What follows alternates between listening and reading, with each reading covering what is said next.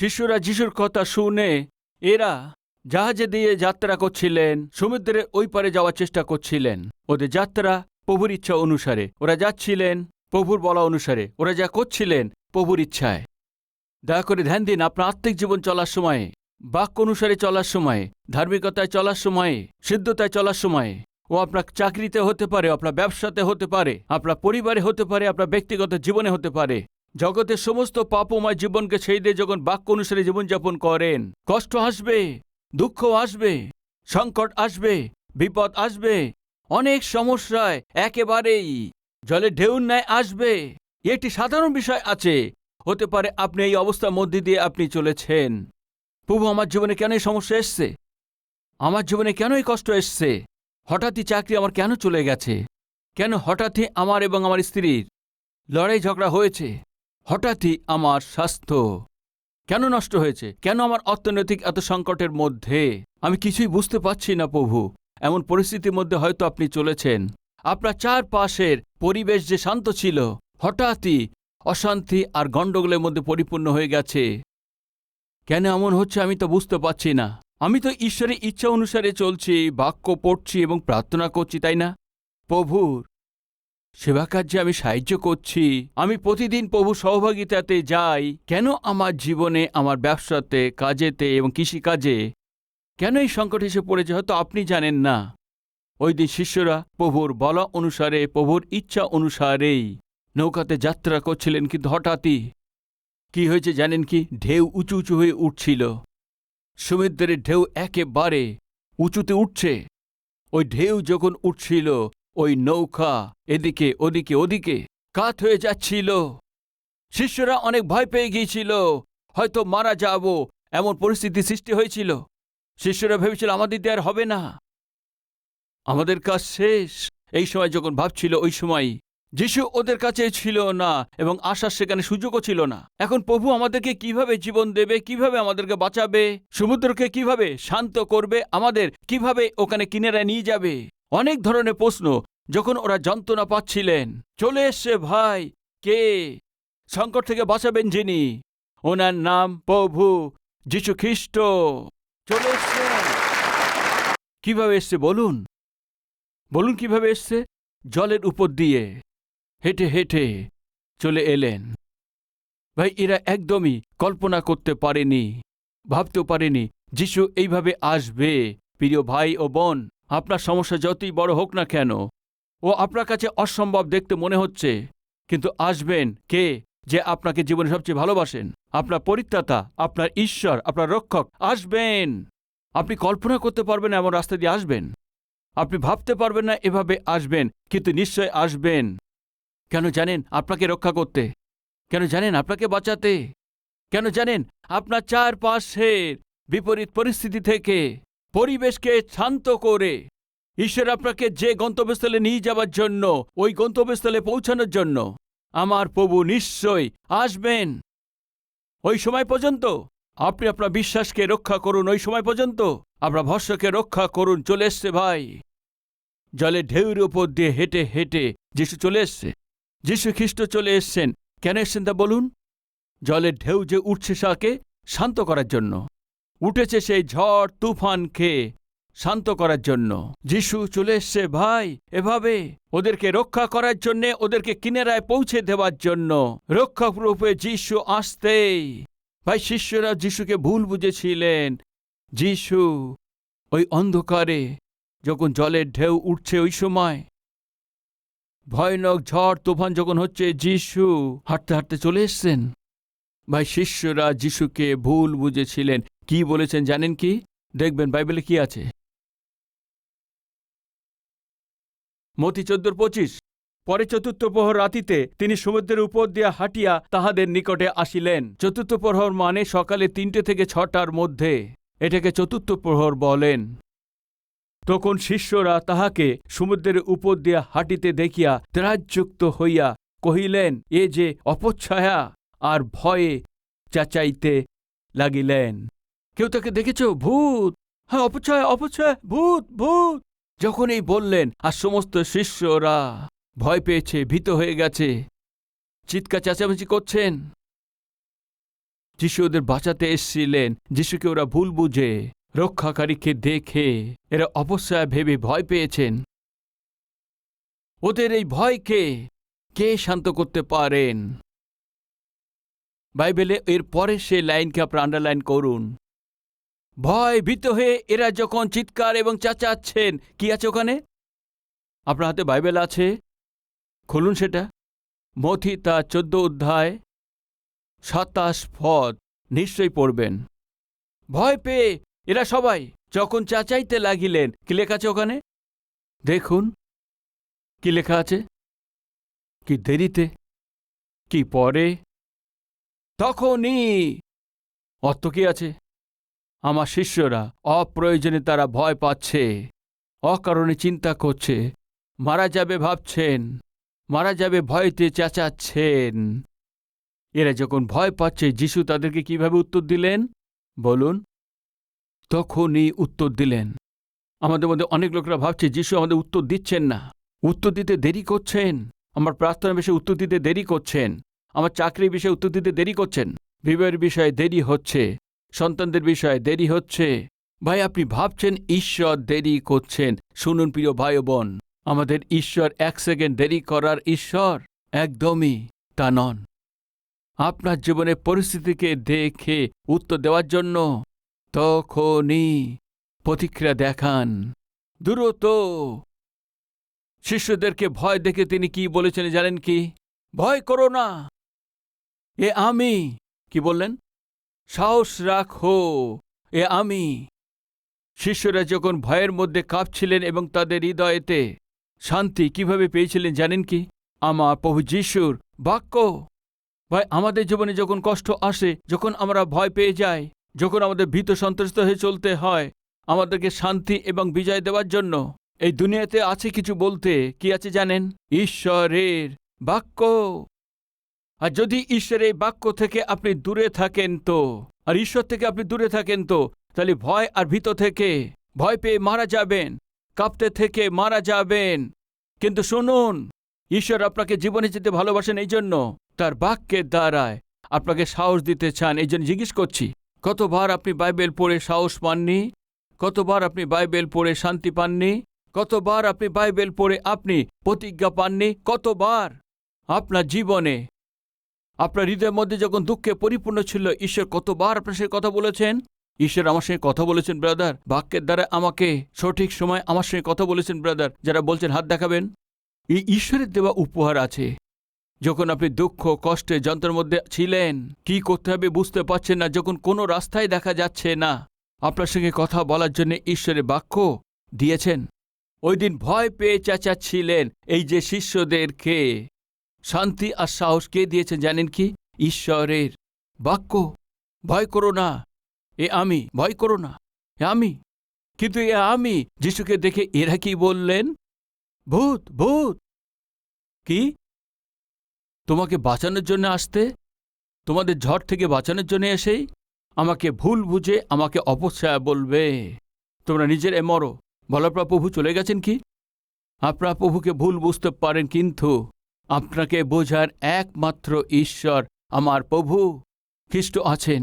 আমি প্রভুকে ভুল বুঝেছি, দেরি করছেন, ভুল বুঝেছেন, উত্তর দিচ্ছে না, ভুল বুঝেছেন, কষ্টকে দূরে সরাচ্ছেন না, ভুল বুঝেছেন, দুঃখের সময় চলার সময় আপনি মনে করছেন সে মেটাচ্ছে না, আমার দিকে দেখছে না, সেটা কম করছে না, ভুল বুঝেছেন। তারপরেও প্রভু আপনাকে ভুল বোঝেননি। সমস্ত লোক আপনাকে ভুল বুঝেছেন, কিন্তু ওই প্রভু আপনাকে বুঝেছেন।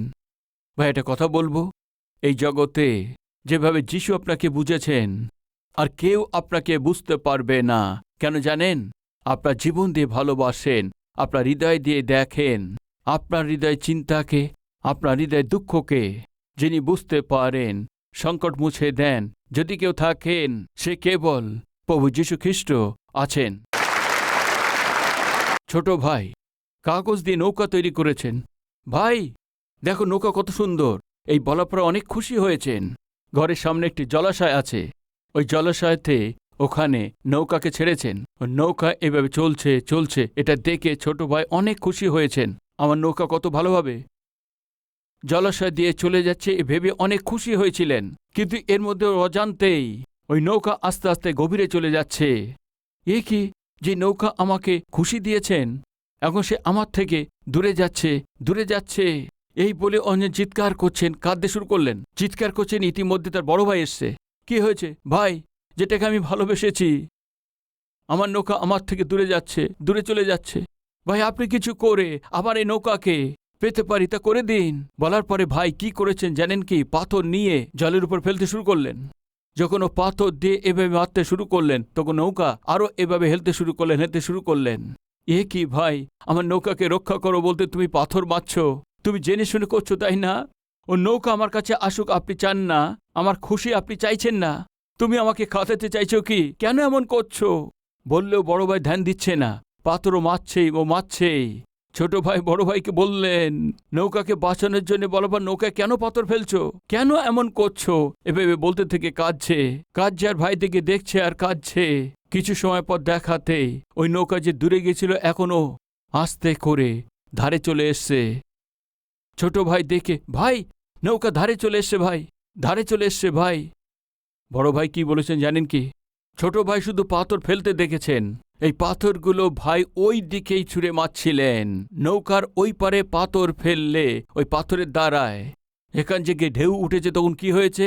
ওই নৌকাকে ছোট ভাইয়ের কাছে পৌঁছে দিয়েছেন। কিন্তু কেমন দেখা যাচ্ছিল, যেন পাথর ফেলে যেন নৌকাকে ডুবিয়ে দিচ্ছে এমনই। ভাই অনেক সময় আপনার জীবনে চারপাশে পরিস্থিতি বিপরীত দেখা যাবে, আপনার মধ্যে ভয় সৃষ্টি করবে, আপনার মনের মধ্যে সন্দেহ করে দেবে। সেটা কি? আমাকে ডুবানোর জন্য, আমাদের জীবনকে নষ্ট করার জন্য। আর এইসব হচ্ছে আর প্রভু চুপ আছে। আপনি এমন ভাবছেন, কিন্তু বাস্তবে আপনার চারপাশের বিপরীত পরিস্থিতি আপনাকে ধারে নিয়ে আসার জন্যই আমার প্রভু ওটাকে অনুমতি দিয়েছেন। এই সত্যকে যদি আপনি জেনে নেন তাহলে কত ভালো হয়।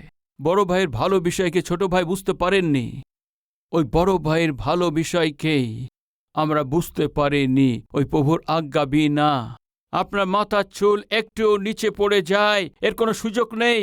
এই জন্য আপনার জীবনে যা কিছু হচ্ছে ও আপনার সঙ্গে অন্যায় মনে হতে পারে, বিপদ অনুভব হতে পারে। আপনার যা কিছু ঘটুক, ঈশ্বরের অনুমতি ছাড়া আপনার কাছে কিছুই আসেননি। যা কিছু আপনার কাছে এসছে, যা কিছু আপনার জীবনে ঘটে, যা কিছু আপনার জীবনে সংকট বিপদ দেখা যায়, তবে শুনুন, ওই ঈশ্বরের কাছে গিয়ে ঈশ্বরকে সঙ্গে নিয়ে আসবেন। আপনার উপরে যে বিপদ বলতে মানে ঈশ্বর ভুল করে আপনার উপরে আসতে দেবেন না। কিন্তু শুনুন, আজকে বিপদ রূপে, বিপদ গণ্ডগোল রূপে যেটা দেখা যাচ্ছে ওটা ঈশ্বর আপনাকে আশীর্বাদ রূপে পরিবর্তন করতে চলেছেন, আপনার ওই ধারেতেই পৌঁছাতে চলেছেন। ভয় করবেন না, ভয় করার মতো একদমই থাকবেন না। কেন জানেন? যে ঈশ্বরে আমরা আরাধনা করি তিনি অসম্ভবকে সম্ভব করেন। সংকটের সময় ঈশ্বর বলেন, আমার কাছে প্রার্থনা করো, আমি তোমার উত্তর দেব। শুনুন প্রিয় ভাই ও বোন, আপনার আমার ঈশ্বর সত্যি ঈশ্বর আছেন, ভালো মনে ঈশ্বর আছেন। ভাই আমরা যে ঈশ্বরের সন্তান আছি, অন্যায় আর অনৈতিকে যখন আমরা অংশ নিই, যখন আমরা নিন্দার শিকার হই এবং অপ্রয়োজনে দুঃখিত হই, এমন সময় আমাদের ঈশ্বর কিভাবে চুপ থাকতে পারেন? আমার ঈশ্বরে যেটা করার দরকার সেটা করেন। আমরা না বুঝতে পেরে তাকে ভুল বুঝি।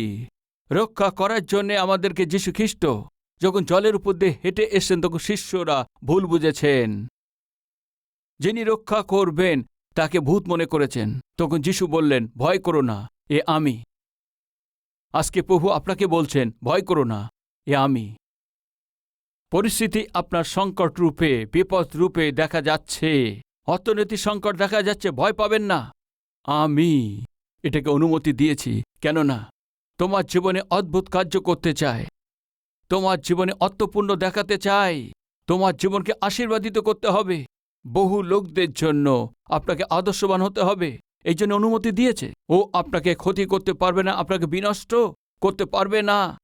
কোনো কিছু ক্ষতি তোমাদের নিকটে একদমই আসতে পারবে না, আসতে দেব না।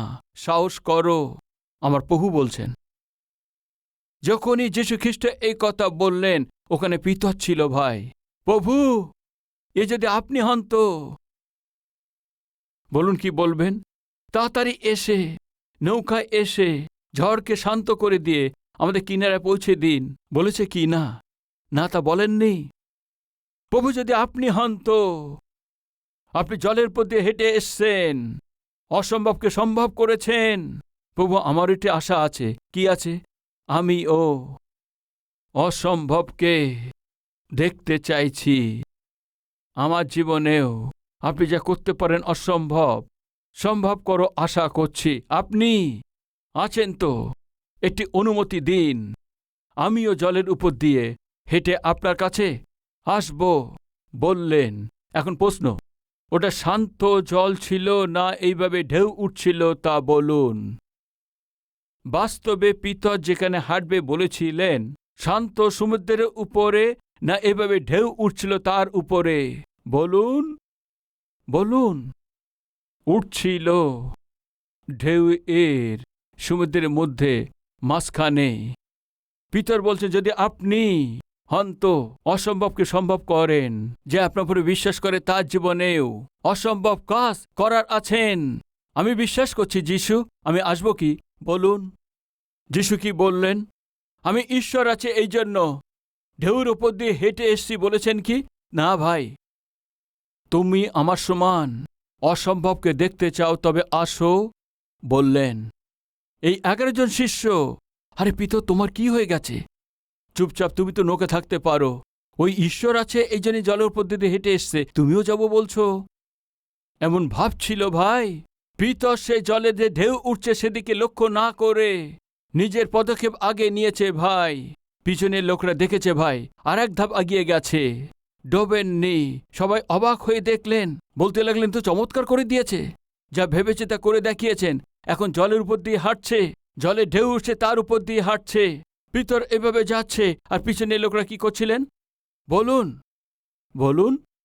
আপনিও তালি দিয়ে বলুন, পিতর, পিতর। হ্যাঁ, কারণ অন্যের জীবনে অদ্ভুত কাজ হলে আপনার আমাকে তালি বাজানোর জন্য এই রূপে তিনি রাখেন না, বরঞ্চ আপনাকে দেখে অনেক লোক তালি যেন বাজাতে পারে, এটাই চান। এইটা আছে যেটা ঈশ্বর চান। ক্রিকেটের মধ্যে 11 জন খেলেন, সবাই পরিশ্রম করেন, কিন্তু কেবল একজনই জেতেন, বিজয় নিয়ে আসেন। শুধু আপনাকে খেলোয়াড় হিসেবে থাকলে হবে না, বিজয় লাভ করার জন্যে হতে হবে। শাউল আর শাউলের সেনা আর দাউদের ভাইয়েরা, এরা সবাই যুদ্ধ করতে গিয়েছেন কার বিরুদ্ধে? বলুন। গলিয়াত যে ফলিস্তীয় ছিল, ওর বিরুদ্ধে যুদ্ধ করতে গিয়েছেন, কিন্তু যুদ্ধ করেননি, জিতেছেন এবং বিজয় দিয়েছেন। সে কেবল একজন ছিলেন, দাউদ। যুদ্ধ করার জন্য অনেক থাকতে পারে, কিন্তু জেতানোর জন্য একজনই থাকেন, ওহি ঈশ্বরের যারা নির্বাচিত। প্রিয় ভাই ও বোন, অনেকেই আপনাকে দেখে তালি বাজাবেন। কেউ বিজয় লাভ করলে আপনি তালি বাজানোর মধ্যে থাকবেন না। বহু লোক আপনাকে দেখে প্রশংসা দেবে, কিন্তু আপনি প্রশংসা দেবে এমনভাবে থাকবেন না। 11 জন শিষ্য পিতরকে দেখে তালি বাজাচ্ছে, কেননা অসম্ভবকে সম্ভব করতে পেরেছেন। এ কি করে সম্ভব হয়েছে বলতে গেলে যিশুর উপরে পিতরের বিশ্বাস। অদ্ভুত কাজকে দেখে জলে ঢেউর উপর দিয়ে যখন হাঁটছিলেন, যখন ঢেউ আর ঝড় হঠাৎ উঠতে শুরু করলেন, পিতর কি ভুল করেছেন জানেন কি? ওই যে অদ্ভুত কার্য এবং আশ্চর্য কাজে যে নির্ভরতা ছিল, ওই যিশুকে দেখা ছেড়ে দিয়ে ঢেউ দেখে দেখেছেন, আর যখনই চারপাশে দেখেছেন হঠাৎই ডুবতে শুরু করলেন। প্রিয় ভাই ও বোন, শুনুন, আমাদের জীবনে যে বিশ্বাস আছে সেটা তার উপরে প্রভু যিশু খ্রিস্ট আছেন। তার উপরে যত সময় তাকাবেন তত সময় আপনি আপনার জীবনে অদ্ভুত কাজকে দেখবেন। যিশুকে দেখা ছেড়ে দিয়ে আপনার চারপাশে জগৎকেই, আপনার চারপাশের দিকে বিপরীত পরিস্থিতিকে বা এই পরিবেশকে আপনাকে আঘাত দেয় সেই লোকদেরকে, আপনাকে দুঃখ দেয় সেই লোকদেরকে, সমালোচনাকারী লোকদেরকে, না হয় ওদের এই সমালোচনাকে যদি আপনি ধ্যান দেন, আপনি যদি গুরুত্ব দেন, তাহলে আপনি ডুবে যাবেন। ওই স্থানে ডুবে যাবেন, আপনার প্রাণের হানি হবে। ওই দিন পিতরের জীবনে এইটাই ঘটেছে। অদ্ভুত কাজকে দেখেছিল, যে উঠেছিল ঢেউর উপর দিয়ে, সেখান দিয়ে সে হেঁটে চলে গিয়েছিল। এইভাবে যাওয়ার সময় যিশুর দিকে তাকানোর দরকার ছিল, কিন্তু সমুদ্রকে দেখেছেন। আজকে প্রিয় ভাই ও বোন, আমাদের মধ্যে কিছু লোক যিশুকে দেখা ছেড়ে দিয়েছেন। যিশুর উপরে যা বিশ্বাস ছিল সেটা ছেড়ে দিয়েছেন। আজকে আপনি কি দেখছেন? এই জগৎকে দেখছেন, জগতের পাপকে দেখছেন, জগতের আকর্ষণকে দেখছেন, জগতের পরীক্ষাকে দেখছেন। এই শয়তান আপনার চারপাশে যা দাঁড় করাচ্ছে, সেই সব দেখে আপনি তার আকর্ষণে পড়েছেন। ডুবে যাবেন, সাবধান। দেখবেন না, আপনার চারপাশে পরিস্থিতিকে দেখবেন না। ভয় এবং ভীতকে সৃষ্টি করেন সেই বিপদকে, সংকটকে দেখবেন না। ওই সব কিছু যিনি শান্ত করতে পারেন, কেবল একজনকে দেখুন, তার নাম প্রভু যীশু খ্রিস্ট আছেন। যখন এই যীশু বলি যীশুকে দেখেছেন, যীশু কি করেছেন? অল্প বিশ্বাসী। কেন সন্দেহ করেছ? তার হাত বাড়িয়েছেন, উপরে তুলে নিয়েছেন। আজকে আমাদের মধ্যে কেউ আছেন কি? আমরা যীশুকেই দেখি, যীশুর জন্য জীবনযাপন করছি, যীশুর সাক্ষ্য দিয়ে আমি চলছি, আত্মিক জীবনযাপন করছি।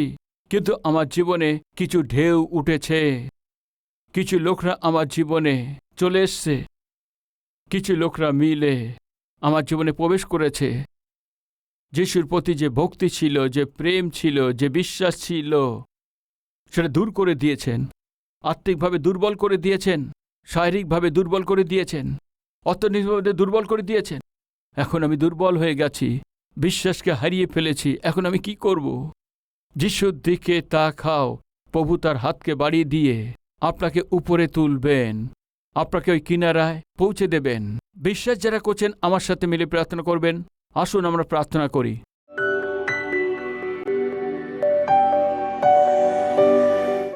মহান পবিত্র প্রেমিক ঈশ্বর পিতা আজকে আমাদের সঙ্গে সোজা আর স্পষ্ট আমাদের সঙ্গে কথা বলেছেন, আমরা যেন ভয় না পাই। আমাদের প্রত্যেকের সঙ্গে আপনি কথা বলেছেন, এই জন্য আপনাকে ধন্যবাদ দিই। পিতা, অনেকবার আমাদের সামনে সবকিছু বিপরীত দেখা যাচ্ছে, কিন্তু বাস্তবে যা কিছু ঘটছে ও সবকিছু আমাদেরকে কিনারে নিয়ে যাওয়ার জন্য, আমাদের রক্ষা করার জন্য, প্রভু আমাদেরকে আনন্দিত করার জন্য। প্রভু, আপনি সবই অনুমতি দিয়েছেন সত্যকে না জেনে। আমরা ভুল বুঝে এসছি পিতা, আমাদের ক্ষমা করুন পিতা, মাফ করুন পিতা। পিতরের সমান অসম্ভবকে দেখব ভেবে অসম্ভবকে সম্ভব করতে পারেন এমন বিশ্বাস আমাদেরকে দিন পিতা, যে বাক্য হয়ে গেছে সেই ফল অনুযায়ী ফলবন্ত করে পিতা, ভয় ছাড়া, ভীত ছাড়া, সাহসের সঙ্গে, সুরক্ষিতের সঙ্গে পিতা আপনার পাখনার নিচে থাকতে পারে এমন সৌভাগ্য দিন প্রভু যীশু খ্রিস্টের নামেতে চাইছি হে পিতা, আমেন।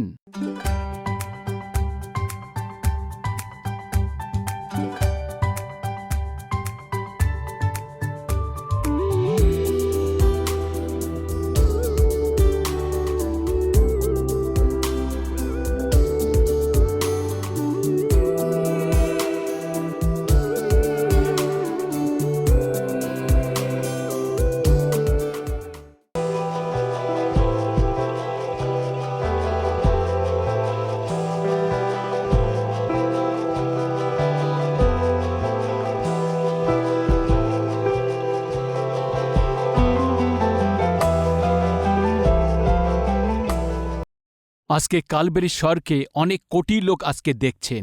শুধু যে বাংলাতে দেখছে তা নয়, তামিলেতে, তামিলনাড়ুতে, কানাডাতে, কর্ণাটকেতেই, মালয়ামেতে, কেরালাতে, উড়িয়াতে, উড়িষ্যাতে, মারাঠিতে, মহারাষ্ট্রতে, হিন্দিতে, সমস্ত ভারতবর্ষে, পাঞ্জাবিতে, পাঞ্জাবেতে, ভোজপুরিতে, বিহারেতে, তেলুগুতে, দক্ষিণ ভারতে, উর্দুতে, জম্মু এবং কাশ্মীর, পাকিস্তান, আফগানিস্তান, গল্ফ দেশেতেই, নেপালিতে, আসামিতে, বাংলাতে, এইভাবে সমস্ত ভারতবর্ষে প্রধান ভাষাতে যীশু খ্রিস্টের এই সুসমাচারকে প্রতিটি ভাষাতে পৌঁছানোর জন্যে প্রথম যে মণ্ডলী এই ভারতের ইতিহাসেতে আমাদের কালভারি টেম্পল আছে। কেন এত বেশি সুসমাচার প্রচার করছি? কেন এত প্রত্যেকটি ভাষাতে সুসমাচার পৌঁছানোর জন্য চেষ্টা করছি? দয়া করে ধ্যান দিন রোমিও পত্রিকায় তার 10 অধ্যায়েতে 13 পদেতে, কারণ যে কেহ প্রভুর নামে ডাকে সে পরিত্রাণ পাইবে। কে পরিত্রাণ পাইবে? যে প্রভুর নাম নিয়ে প্রার্থনা করবে ও পরিত্রাণ পাইবে। যদি কাউকে পরিত্রাণ পেতে হয়তো করেছে যে পাপ থেকে উদ্ধার পেতে হয়তো প্রভুর কাছে প্রার্থনা করতে হবে। যদি প্রভুর কাছে প্রার্থনা করতে হয়তো প্রভুকে বিশ্বাস করতে হবে। বিশ্বাস করতে হয়তো প্রভুর বিষয় শুনতে হবে। প্রভুর বিষয় শুনতে হয় তো কাউকে না কাউকে শোনাতে হবে। কাউকে না কাউকে যদি শোনাতে হয় তো ওই শোনাতে হবে যেই কাউকে না কাউকেই পাঠাতে হবে। কালভেরি শহরে যারা সাহায্য করেন তারা কি করেন জানেন কি? এই দিন সেবকের প্রচার করানোর জন্য এই সুসমাচারকে পিছনে থেকে সাহায্য করে থাকেন। ঈশ্বরের এই বার্তাকে এই 17 ভাষাতেই, ভারতের সব জায়গাতেই, শুধু ভারতবর্ষেতে নয়, এ থেকে বাংলাদেশেতেও, নিচে শ্রীলঙ্কাতে, উপরে নেপালেতে, এরপরে আছে পাকিস্তান, আফগানিস্তান, গল্ফ কান্ট্রিতেই আজ কালভেরি স্বর প্রচারিত হচ্ছে। ওরা বলতে পারে এবং বুঝতে পারে এই ভাষাতেই। কেবলমাত্র আমাদের দেশেতে নয়, চারপাশের দেশেতে সুসমাচারকেই পৌঁছাতে পাচ্ছি। আগামী দিনেতেই সমস্ত এশিয়াতে, প্রত্যেকটি দেশেতে সুসমাচার পৌঁছে দেবার মণ্ডলীর রূপেতেই আমাদের মণ্ডলীকেই ঈশ্বর আশীর্বাদ দিতে হবে, এমন আমাদের প্রার্থনা করতে হবে। যে সত্যকে যদি আমরা জানি তাকেই, আর যদি কাউকে না বলি তো কত মন্দ আছে, একটা নির্ণয় নিন। আর যদি আমি পরিত্রাণ পেয়েছি তো কেউ না কেউ আমাকে যিশু কথা বলেছেন। নষ্ট হচ্ছে তাদেরকে পরিত্রাণ পেতে হয়তো সুসমাচার প্রচার করার জন্য ঈশ্বর আমাকে এই নম্র সেবককে দিয়েছেন। বাক্যকে অনেক বিস্তারিতভাবেতে, বাক্য লোক যাতে বুঝতে পারে, প্রত্যেকে সবাই বুঝতে পারে এমনভাবে বাক্য দেবার জন্যে এমন এই সেবককে আজকে আমাদের দিয়েছেন। এই সেবককে সাহায্য করাতেই এই বার্তাকেই লক্ষ লোকের কাছে পৌঁছে দেওয়ায় বহু লোকদের জীবন ঠিক হয়ে যাবে এমন বিশ্বাস আপনাদের মধ্যে আছে। কত লোক হাত দেখান। বিশ্বাস যারা করছেন ভাই ও বোনেরা, কার্যতে রূপ দিন, সুসমাচার পৌঁছে দিন। প্রভুর নামে যিনি প্রার্থনা করবেন ও পরিত্রাণ পাবে। প্রার্থনা করতে হয়তো বিশ্বাস করতে হবে, আর বিশ্বাস করতে হয়তো শুনতে হবে, শুনতে হয়তো কেউ না কেউ শোনাতে হবে। শোনাতে হয় যদি আমার এই সেবককে পিছনে রেখে আপনাকে কি করতে হবে? এই সেবকের স্বরকেই বহু ভাষাতেই অনুবাদ করে ওদের পর্যন্ত পৌঁছে দিতে হবে। আমি যা করছি হতে পারে তা আপনি করতে পারেন না। আপনি যা করছেন হয়তো আমি তা করতে পারি না। আপনি আমি একমত হলে এই জগতে এই সুসমাচারকেই পৌঁছে দিতে পারব। এই জন্য নির্ণয় নিন। ঈশ্বর যে শক্তি দিয়েছেন আপনাকে, মাসেতে হয়তো একবার, না হয় 2 মাসেতে একবার, না হয়তো 3 মাসে একবার, যা ঈশ্বর করেছেন আপনার জীবনে করার জন্য, ভালোর জন্য, আশীর্বাদকে দেওয়ার জন্যই ধন্যবাদিত হয়ে সুসমাচারের জন্য সাহায্য করেন। আসুন আমরা সবাই মিলে যিশুকে, এই সুসমাচারকে সম্পূর্ণ পৃথিবীতে পৌঁছে দেবার চেষ্টা করি। এটা আমাদের দায়িত্ব আছে, এটা যেন না ভুলি।